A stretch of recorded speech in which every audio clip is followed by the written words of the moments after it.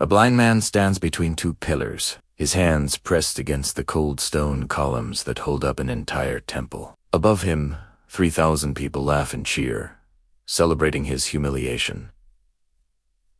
His eyes are gone, gouged out by his enemies. His hair, the source of his legendary strength, was shaved off by the woman he loved. He's been grinding grain like an animal, beaten and broken, reduced from the strongest man who ever lived to a spectacle for entertainment.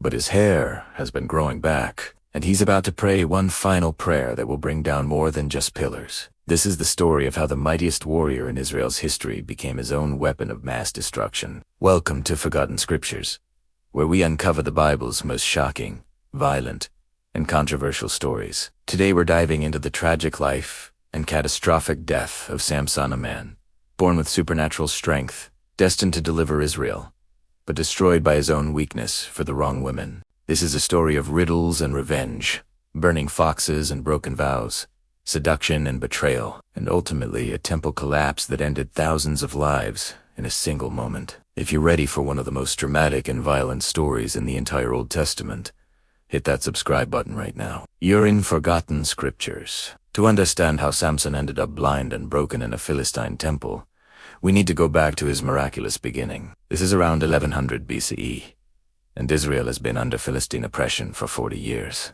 The Philistines were a sophisticated, militarily advanced people who controlled the coastal plains and had iron weapons when Israel was still using bronze.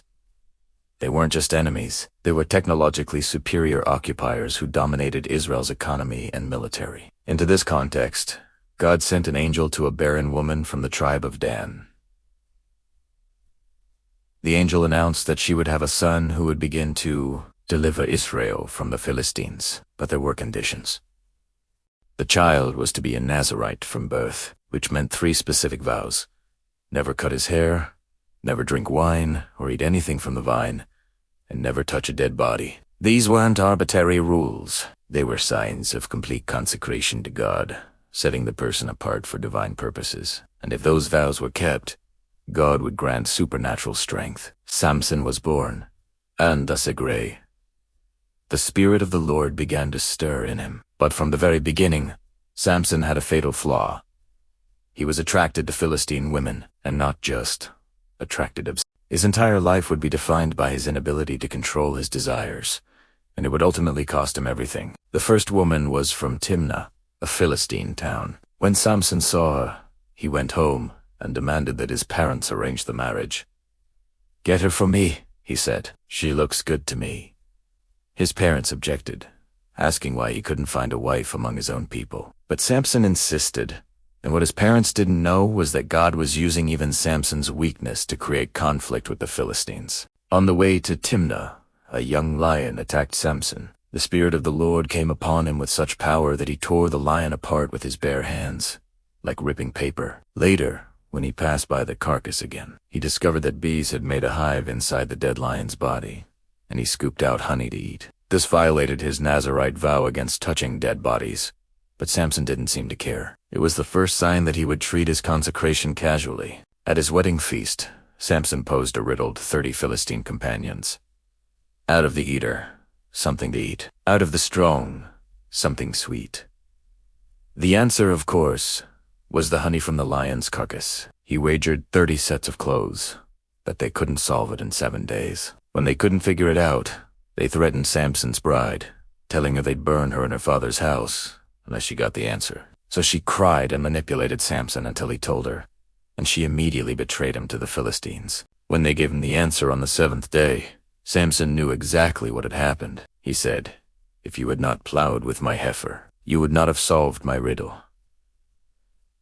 Then the Spirit of the Lord came upon him, and he went to Ashkelon, another Philistine city, struck down 30 men, took their clothes, and gave them to the wedding guests to settle his debt. Then he stormed off in rage, and his bride was given to another man. Samson's response was legendary and terrifying. He caught 300 foxes or jackals. The Hebrew word can mean either tied their tails together in pairs, attached torches to them, lit the torches on fire, and released them into the Philistine grain fields. The animals ran in panic through the standing grain, the olive groves, the vineyards, destroying the entire harvest. It was agricultural terrorism, and it worked. The Philistines' food supply went up in flames. When the Philistines found out, it was because Samson's bride had been given to another man. They did exactly what they had threatened.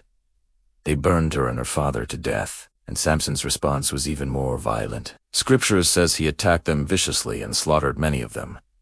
Then he went and hid in a cave. The Philistines came with an army to capture Samson, and the men of Judah, terrified of Philistine retaliation, agreed to hand him over. 3,000 Israelites came to bind Samson with ropes. He led them tie him up and lead him down to the Philistines. But when the Philistines rushed toward him, shouting in triumph, the Spirit of the Lord came upon Samson again. The ropes on his arms snapped like burned thread. He grabbed the fresh jawbone of a donkey still moist with tissue, making it harder and heavier, and he used it as a weapon. What happened next is almost impossible to imagine. Samson struck down 1,000 Philistine soldiers with nothing but a donkey's jawbone. The text says he made heaps upon heaps of bodies. Picture the scene.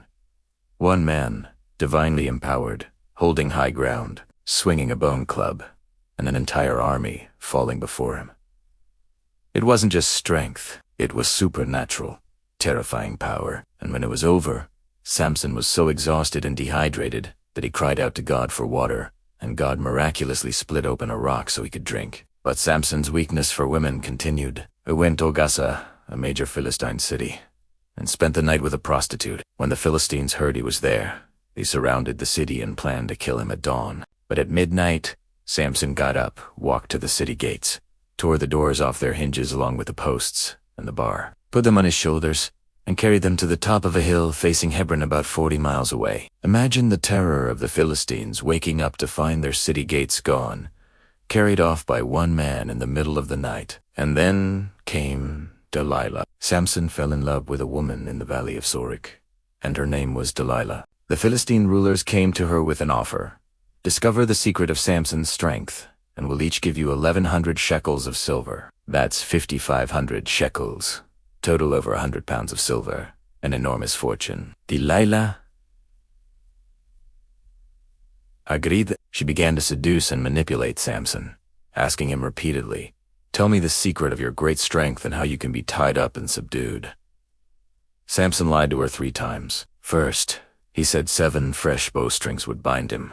She tied him up, while Philistines hid in the room, then shouted, "Samson, the Philistines are upon you." He snapped the bowstrings like thread. Second, he said, new ropes that had never been used. Same result. Third, he said, if she wove the 7 braids of his hair into a loom. She did, and he pulled the loom right out of the ground. Each time, Samson was playing a dangerous game. Each time, Delilah was proving she would betray him, but he kept coming back. She nagged him day after day until, Scripture says, he was sick to death of her pestering. And finally, tragically, he told her the truth. No razor has ever been used on my head, because I have been a Nazirite, dedicated to God from my mother's womb. If my head was shaved, my strength would leave me, and I would become as weak as any other man.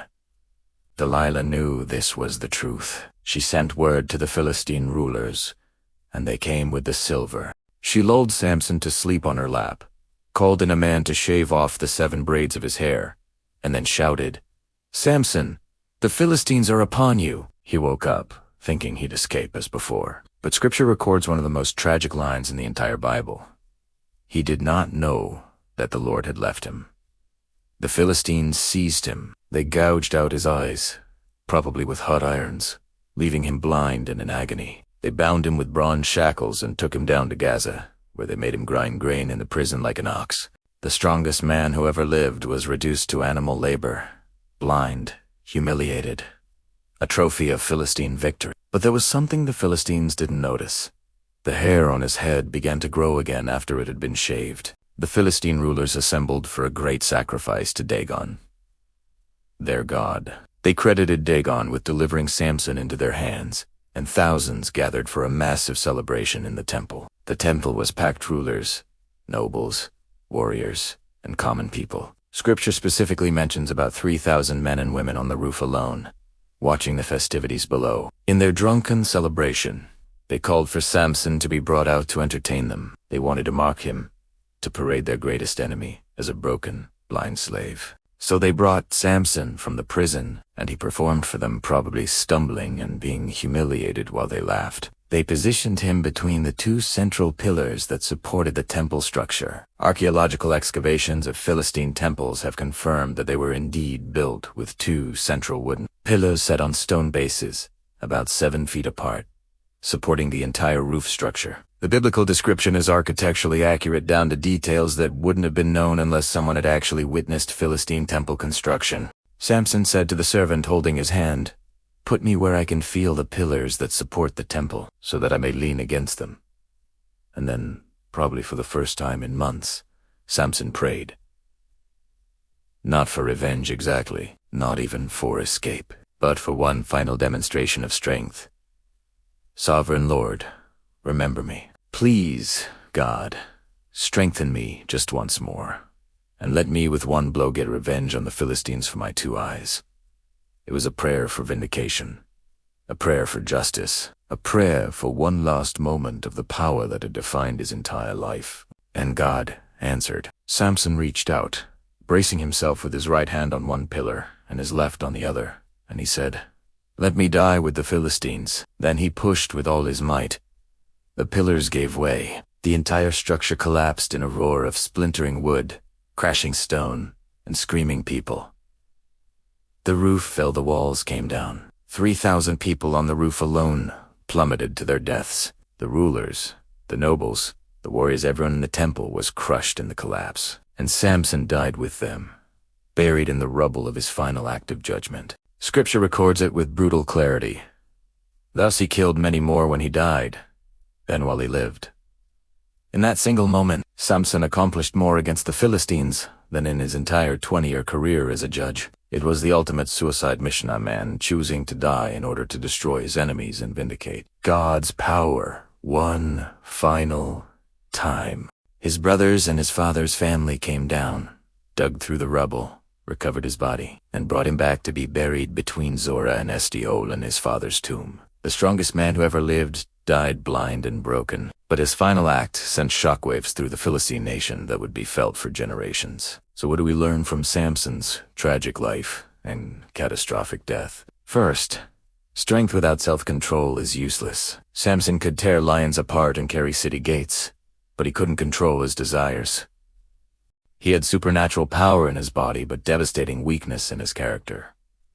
True strength isn't just physical. It's the ability to say no to what will destroy you. Second, compromise always leads to catastrophe. Samson treated his Nazirite vow casually. He touched dead bodies, he attended pagan feasts, and eventually he let his hair be cut. Each compromise seemed small at the time, but they accumulated until God's presence left him. We can't play games with what God has called sacred and expect his blessing to remain. Third, the wrong relationships will destroy your calling. Every major failure in Samson's life was connected to his relationships with Philistine women. They manipulated him, betrayed him, and ultimately led to his downfall. The people we're intimate with shape our decisions, our character, and our destiny. If we're connected to people who don't honor God, we'll end up compromising what God has called us to protect. Fourth, God can still use flawed people for his purposes. Samson was far from perfect. He was impulsive, vengeful, lustful, and often selfish, but he's still listed in Hebrews chapter 11 as a hero of faith. God used him to begin the deliverance of Israel from the Philistines, despite his flaws. That doesn't excuse sin, but it reminds us that God's plans are bigger than our failures. Fifth, there's always a cost to unconfessed sin. Samson lost his eyes, his freedom, and ultimately his life because of his choices. Sin promises pleasure, but delivers pain. It offers satisfaction, but brings slavery. The longer we wait to deal with sin, the higher the price we eventually pay. And finally, even in judgment, God offers mercy. Samson's final prayer was answered. God strengthened him one last time. He didn't have to. Samson had broken his vows and ignored warnings repeatedly. But when he finally turned back to God, even in his broken state, God responded. It's a reminder that it's never too late to cry out to God, even when we've made terrible choices. Samson's life is a tragedy of wasted potential. He was born with a divine calling, gifted with supernatural power, and positioned to deliver his people. But his inability to control his desires, his casual approach to holiness, and his toxic relationships turned him into a cautionary tale instead of a triumphant hero. He ended his life blind, broken, and buried under rubble, having killed more people in his death than in his life. But even in that dark ending, there's a glimmer of redemption. His final act weakened Philistine power and advanced God's plan to deliver Israel. Sometimes God uses even our failures, even our deaths, to accomplish his purposes. The question is, will we learn from Samson's mistakes, or will we repeat them? Next time, on Forgotten Scriptures, we're uncovering another story of violence and divine judgment that will challenge everything you thought you knew about God's mercy. A prophet mocked by children, a curse spoken in God's name, and 42 young people torn apart by bears in broad daylight. You won't want to miss the shocking story of Alicia and the judgment of Bethel. If this story impacted you, drop a comment and tell me, what do you think was Samson's greatest failure? His lust, his pride, or his casual approach to his vows? Could his tragedy have been avoided? What lessons from his life apply to us today? I want to hear your thoughts, and hit that subscribe button so you don't miss another episode of the most controversial, violent, and forgotten stories in the Bible. This is Forgotten Scriptures, where the Bible's darkest stories come to light.